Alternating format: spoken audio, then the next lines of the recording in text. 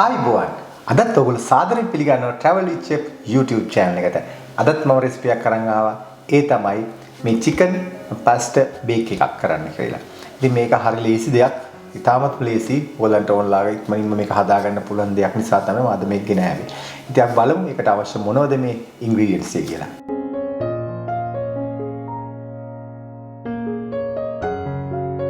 ඉතින් මේකේ ඉස්සෙල්ලම අපිට අවශ්‍ය වෙනවා මේ පැස්ට් එක.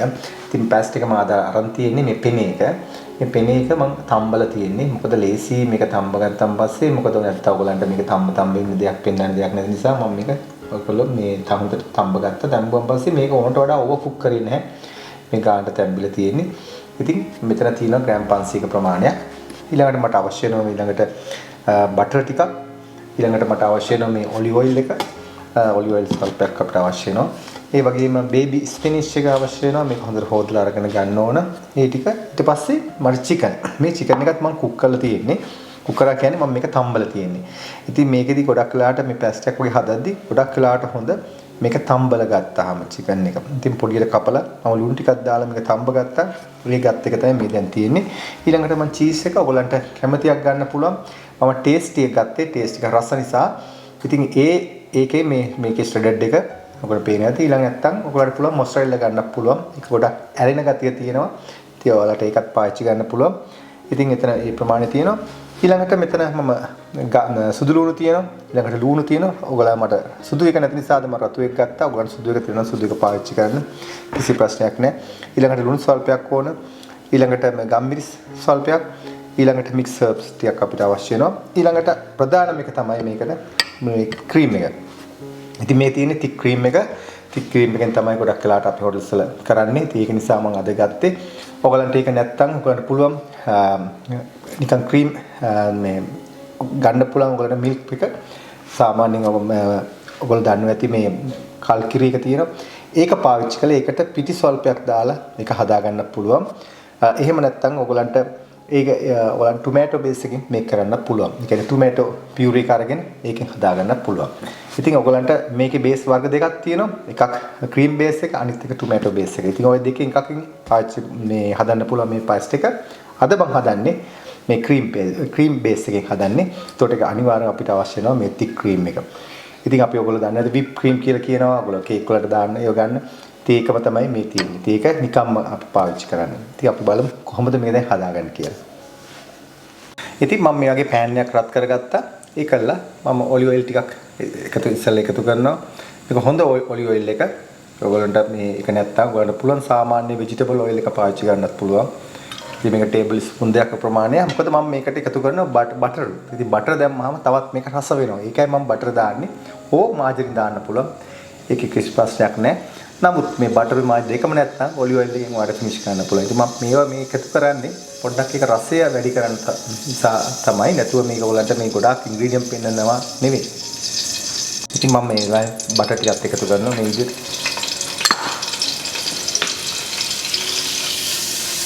ඊට පස්සේ සුදු ලුණු ටික ඊළඟට ලුණු ටික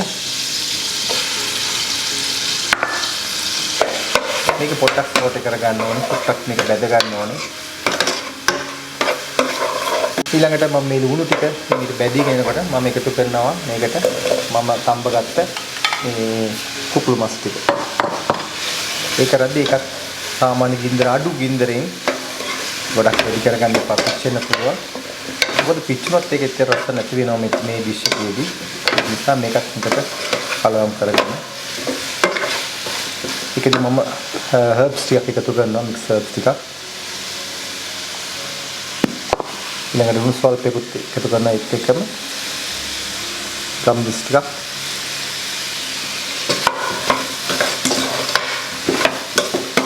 ඉතින් මෙතන මගේ ළඟ දැන් අපි කිරි ටික එකතු කරනවා. මේක දැන් යාන්තම් බෙදිලා තියෙන්නේ. මේ කිරි මට 600ක් තියෙනවා මිලිලීටර. නමුත් ඔක්කොම මම පාවිච්චි කරන්නේ නැහැ. අවශ්‍ය ප්‍රමාණය තමයි මම මේ පාවිච්චි කරන්නේ. ඉතින් ඔයාලට මේ වෙලාවේ චිකන් ස්ටොක් කියන්නේ චිකන් ස්ටොක් ඒක ෆ්‍රෙෂ් එක මම මේ කතා කරන්නේ. ඒ වතුර එක තියෙනවා නම් මේ වතුර ස්වල්පයකුත් මේකට එකතු කරන්න පුළුවන්. මොකද ඒක තව ටිකක් රසය වැඩි වෙන නිසා. ඉතින් නවර පේන ඇති මේක ටිකක් දැන් නටාගෙන ඉන්නේ. මේක මේ හොදි ගතිය. මේක නටනකොට දැන් මම කරන්නේ මේකට එකතු කරනවා මගේ මේ තම්බාගත්ත පැස්ටි ටික. මේක මේ විදිහට ටික ටික එකතු කරගන්න. ඊට පස්සේ මම චීස් ටිකක් දානවා. එතකොට අපිට හොඳට මේක බයින්ඩ් වෙනවා. මේක මෙල්ට් වෙලා. එතකොට හොඳට මේ එකට මේ හයි වෙන්න තමයි මම මේ දී කරන්නේ. ඊළඟට මේ වගේ කලවම් කරගන්න, ගින්දර අඩු කරගන්න. නැත්නම් මේක හිඳිලා යන්න පුළුවන්. ඉතින් මේකෙදි ගොඩක් කරන්නේ ඔයගොල්ලෝ මේක මේ කවලම් කරගන්න විතරයි මේන්ලි මෙතන වෙන්නේ. ඒක සහ චීස් ටික හොඳට මෙල්ට් වුණාන් පස්සේ ඊට පස්සේ රස හොඳට බලා ගන්න. ඒ බල්ලා මම මේ වෙලාවේ එකතු කරනවා මගේ අර ස්පිනිච් ටික. මේ විදිහට ඒක අන්තිමේදී තමයි එකතු කරන්න ඕනේ. මොකද මේක දාපු ගම ඉක්මනින්ම මේක හොඳට මේ කුක් වෙලා යනවා. ඒක නිසා අවසානයේදී එකතු කරාම ලේසි. ඊට පස්සේ මම මේ වෙලාවේ මගේ මේ අවන් එකත් උෂ්ණත්වය 170ට මම දැන් මේ ප්‍රීහීට් කරලා තියෙන්නේ. ඊළඟට මගේ මේක බේක් කරන ඩිෂ් එකත් ලෑස්ති.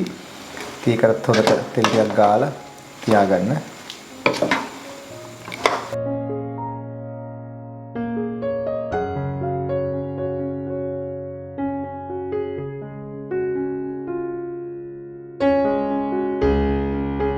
ඉතින් මේ වගේ හොඳ මේ බේක් කරන oven එකට දාන්න පුළුවන්. මේකට oven මේ ඩිෂ් එකට මේ විදිහට එකතු කරන්න.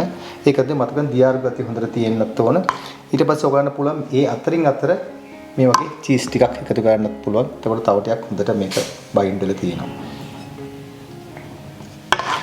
ඉතින් අපි ඊතුරු චීස් ටික මේක හොඳට පොඩ්ඩක් තද කරලා දාගන්න ඕනේ. ඊට පස්සේ මේ ඊතුරු චීස් ටික මේ විදිහට උඩින් දාන්න පුළුවන්. ඉතින් අතරේ ඔයාලට ඕනම් මේ තක්කාලි පෙත් දෙක තුනක් කපලා තියන්නත් පුළුවන්. එතකොට බේක් වුණාන් පස්සේ හරි ලස්සනයි. ඉතින් දැන් මේ විදිහට හොඳට හදාගත්තා. හොඳට ප්‍රෙස් කරලා මේක තියෙන්නේ. ඊට පස්සේ දැන් මේක උෂ්ණත්වයේ අංශ 170 උෂ්ණත්වයට මේක බේක් කරගන්න ඕනේ. මේක ලස්සනට පාට හිටිනුරට.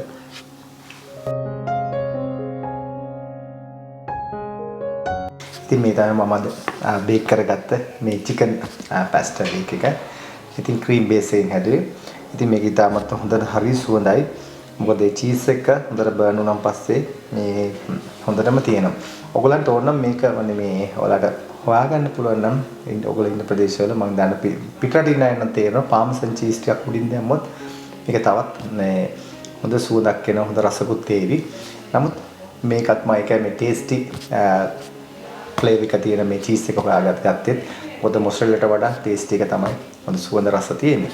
ඉතින් මේක දැන් මම අරලා බැලුවොත් මැදින් පැත්තෙන් මේ බලන්න හොඳට මේ විදිහට මේ සොෆ්ට් එකට තියෙනවා.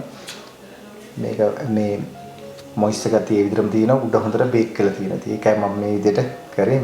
මේක අපි දෙනවා නම් මේක හොඳට මේ සොෆ්ට් ගතියට තාම ඇතුලේ ග්‍රේවි ගතිය හොඳටම තියෙනවා. ඔන්න අද ඔයගොල්ලෝ බලාගත්ත මේක බේක් කරන විදිය හරිම ලේසියි. මේ වැඩි වෙලාවක් යන්නේ නැහැ. ඕන දෙයක් හදන්න. මොකද සමහර චිකන් නැත්තම් වෙන ඕන දෙයක් දාන්න පුළුවන්. චිකන් කියන්නේ ඔයගොල්ලෝ සැමන් දාන්න පුළුවන්. ඊළඟට බීෆ් දාන්න පුළුවන්. ඒ දැන් ප්‍රෝන්ස් දාලා හදන්න පුළුවන්. ඉතින් ඔයගොල්ලන්ට ඒක මේව කරලා හරි ලේසි හදාගන්න පුළුවන්. ඉතින් සාමාන්‍යයෙන් ඔයගොල්ලෝ මේ එදිනෙදා ඉතාමත් කාර්යබහුල කාලයක් ගත කරන ඔයගොල්ලෝ මේ වගේ එකක් හදාගත්තාම පස්සේ වැඩි ටික සීතකරණේ තියාගෙන ඊළඟ දවසේ මේක හදලා ගන්න පුළුවන්. ඉතින් මේ වීඩියෝ එකෙත් ඔයගොල්ලෝ මං හිතනවා ඔයගොල්ලෝ යමක් හරි ඉගෙන ගන්න ඇති කියලා. නැවතත් මේ වෙනීම ලස්සන අලුත්ම වීඩියෝ වලින් ඉදිරියේදී හම්බෙනතුරු අදට ගිහින් එන්න ඔබට සුබ දවසක්. ආයුබෝවන්.